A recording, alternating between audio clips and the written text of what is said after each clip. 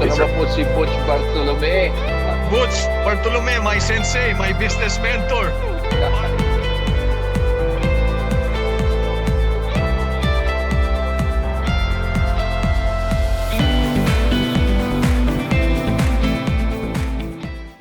Sa huling bahagi ng ating kwento, lilipat tayo sa mas makabagong aspeto ng kanilang buhay bilang mentors, ang social media. Dito natin makikita kung paano nila ginagamit ang digital platforms hindi para sa kasikatan, kundi para sa ibabahagi ng kaalaman, mentoring at tunay serbisyo publiko. So yung social media, there is what you call some sort of like addiction. No, some people are Catherine, affected because may mga nagtatanong sa akin, sir, para ako nadi-depress kasi walang nagla-like sa aking social media. Is that common that is that something that you always often hear, Catherine? Yeah. Na walang nagla-like. Bakit gano'n? Bakit si ganito? Ang dami-dami. They come up with some sort of like mental health problem. Is that something that you often see also in social media, Catherine? Yes, sort of. Pero not necessarily. Siyempre, pagka nag-post ka ng picture, kahit isa or dalawa, meron naman. Pero kung hinihingi mo yung thousands, hundreds, hindi talaga, no? Because gusto mo lang ma-flex yung mga something na unusual for you, tapos yung everyday routine mo, tapos yung activities or whatsoever, okay lang. For me kahit na 10, 20 lang, ganyan-ganyan. Kasi ang sa akin, para maipakita ko rin yung sa mga kamag-anak namin sa ibang bansa. Yun lang para sa akin, yes, nandiyan na rin yung mga friends, tapos yung mga colleagues ko during high school times na nakikita pa rin, seen pa rin nila ako, parang present ka pa rin, ganyan. Tapos, ano na yung mga ganap? Yun yung mga hashtag ganap. Ano yung mga ganap? Hashtag ganap, yeah, right, yes. Right. Actually, nakakalimutan nila yung essence ng social media eh. Bakit ka Which is what? Bakit ka social media in the first place? Kasi kung i-share yung nangyayari sa'yo, hindi para makaroon ka ng like. Di ba? Oo, kasi para bang nagkakaroon tayo ng keeping up with the Joneses, di ba? Diba? It's something like, kung meron siya, dapat meron din ako. Parang, it's something that self, no? Rather than out, di ba? Oo, kaya nakakalimutan na, ano ba objective mo nung nagbukas ka ng social media? Gusto mo karoon ng likes. Okay. Kung gusto mo karoon ng likes, you have to understand the process. There is only the process. Hindi ka na post ang post. Kasi kailangan i-post mo yung gustong mapanood ng taong bayan. It's like doing podcast or creating a movie. Correct, diba? Correct. Madali gumawa ng pelikula. Pero yung gumawa ng pelikula tatatak sa tao para panoorin nila, yun ang mahirap eh. Ganun din ang social media. That's true. Ano pag-uusapan natin ngayon na magiging interesado sila? Okay. Kung nag-uusapan mo lang buhay mo, at artista ka, pag-usapan natin yan. Di ba? Unless meron kang ginawang kalokohan dyan na naging controversial ka, pagkakaguluhan ka. Di ba? Pero hindi, nakakaano, no? If you notice, social media is something that it has to be well-structured at the same time. The degree of responsibility, sometimes kasi it hurts people, or sometimes it's a reckless way of sharing information. Yung walang validity, di ba? Walang validity, di ba? Di ba, gusto mo lang may mga away sa'yo. Mapapaway ka lang. Di ba? Yung mga bad image sila para pag mga away sila, para may mag-like or may mag-comment sa social media nila. Hindi yun eh. Correct. You're going to talk about yourself. Make sure na yung kwento mo, may kwenta. Merong content yun, di ba? Content. About the content. Pero pag ang gusto mo ikwento ko ano nangyayari sa iyo at nakakuha ka ng 3 likes, okay na yun. Kasi yun naman ang objective mo. Ayan at wala ka. Hindi lahat ng tao interesado sa iyo. Di ba? Correct. The hard truth.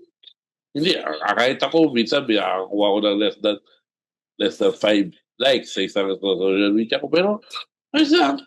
Di ba? Yeah, true. At the end of the day, nag-enjoy ka sa ginawa mo. Yeah. At the end of the day, is what you shared, something that will help the community, something that you can connect, sabi mo, Catherine, with your friends, relatives. Ang pinaka-importante nun, nag-enjoy ka ba sa ginawa mo? Exactly. Hindi mo pinipilit kasi yung iba, meron ako nakakausap na everyday parating na mo problema. Ano kaya ipapost ko ngayon? Diba? Yung bang something na... Doon po pumapasok yung stress. Yeah, it becomes an obligation rather than enjoyment. Diba? Hindi ka kaya si Teacher Cathy. Gusto niya talaga Bible verse. Even though wala siya makuha likes or followers because of, nag-enjoy lang siya mag-share ng Bible verse. Yeah, that's it. That's it. But you never know. Some people might be stopped because of the sharing that you did, Cathy. Exactly. Something like a Bible verse, that in all things, in all the name, John, yung ating verse of John, right? Importante yun eh. Sometimes some people are down, but when they read it, it stops like, it's like a lightning, di ba? Anyway, nako, ang haba ng ating usapan at again, maraming salamat sa inyo kay Catherine, a teacher for 32 years. Nako, saludo tayo dyan, ha? Isang guro na talagang taos-puso, no? At mabuti, pininsist mo yung iyong happiness to become a teacher rather than an engineer. At si Jerry naman, an accident speaker who is now a very well-known speaker. Di ba? You're sought after. So again, maraming salamat. At again, on behalf of the Business Mentor at Over Manila Times, I'm sure a lot of readers will get in touch with you. Visit your social media and probably watch Jerry. Lalo na yung mga nakaraang I love watching your past eh. Kasi natatawa ako talaga eh. I mean, when I feel tired, I just want to watch Jerry. Minsan yung nagsasayaw or minsan nagsasayaw mag-couple, yung parang ganun pa. It's fantastic. Okay? So again, any last words, Catherine, for our viewers? Anong words of encouragement that you can always pass on? Yan. Okay, thank you very much, Sir Butch, for inviting us.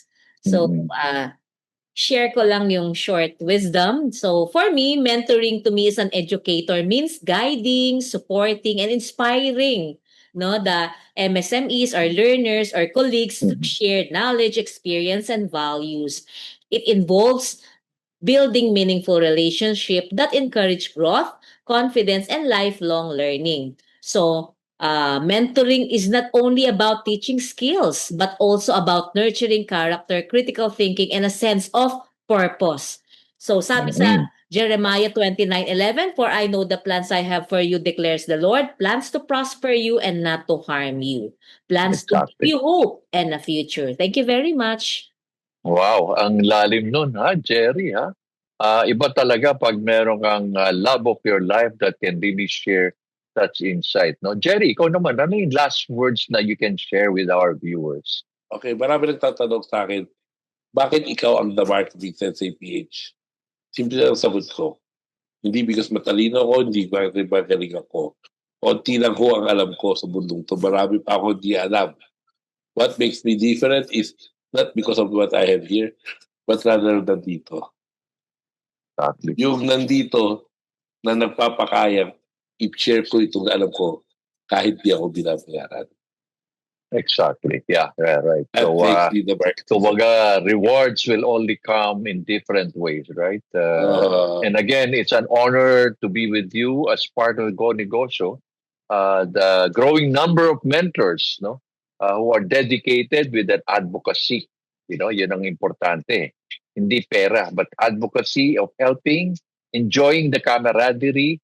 Alam mo, kasi pag nagkita-kita mga mentors po ng Go Negosyo, ay parang isang buong pamilya na kailangan paalisin ng restaurant dahil hindi yun natatapos ang kwentuhan, palakhakan, at ang dami. At from all walks of life, considering that all the mentors of Go Negosyo come from different walks of life, tsaka mga iba-ibang business, no? But when we see each other, it's like all the camaraderie, the bonding that we've established, right? So, mabuhay tayong lahat. And again, thank you very much for this enlightening Sunday. Thank you. Thank you po. Thank you. Thank you. God bless po. Ayan. Ito Thank you, naman po si Butch Bartolome. Butch Bartolome, my sensei, my business mentor.